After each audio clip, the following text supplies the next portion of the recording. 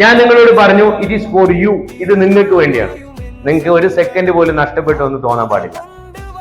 ഞാൻ നിങ്ങളോട് പറഞ്ഞു it is for the society. സ്കൂളുകളൊക്കെ എന്നെ വിളിച്ചാൽ എന്റെ പേയ്മെന്റ് നോക്കാതെ ഞാൻ അവിടെ പോയി എടുക്കും. കാരണം എന്താ, സ്കൂളുകളിലൊന്നും ഇന്ന് ഇങ്ങനത്തെ ക്ലാസ്സുകളല്ല എടുക്കുന്നത്, തമാശ പറയലാണ്. അപ്പൊ എനിക്ക് എന്റെ വെട്ടത്തൂർ ഗവൺമെന്റ് ഹൈസ്കൂളിൽ ഞാൻ പഠിക്കുന്ന സമയത്ത് ഇങ്ങനെ ക്ലാസ്സുകളൊന്നും തരാൻ ആരും ഉണ്ടായിരുന്നില്ല.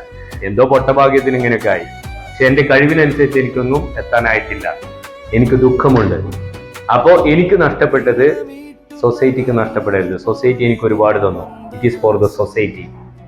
രണ്ടാമത്തെ ഫോർ, ഞാൻ പറഞ്ഞു ഇതൊരു സൽക്കർമ്മമാവണം. ഹറാമായ രീതിയിൽ ഒരു തരത്തിലും ഞാൻ ഇതുവരെ ക്യാഷ് ഉണ്ടാക്കിയിട്ടില്ല. നാളെ മരിച്ചാൽ എനിക്ക് സ്വർഗം കിട്ടണം. ഹെവൻ 7.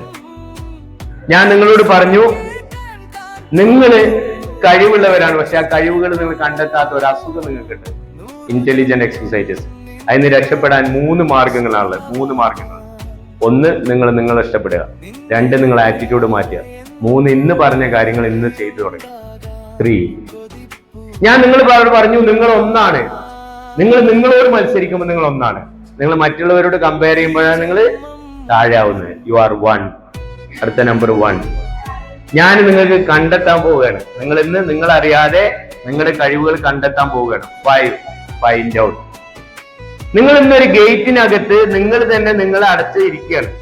നിങ്ങളൊരു ഗേറ്റിനകത്ത് നിങ്ങൾ തന്നെ നിങ്ങളെ അടച്ചിരിക്കുകയാണ്. ഗേറ്റ് 8. അത് 3 നമ്പറുള്ള ലോക്ക് കൊണ്ട് തുറക്കാൻ പോവുകയാണ്. 3 നമ്പർ.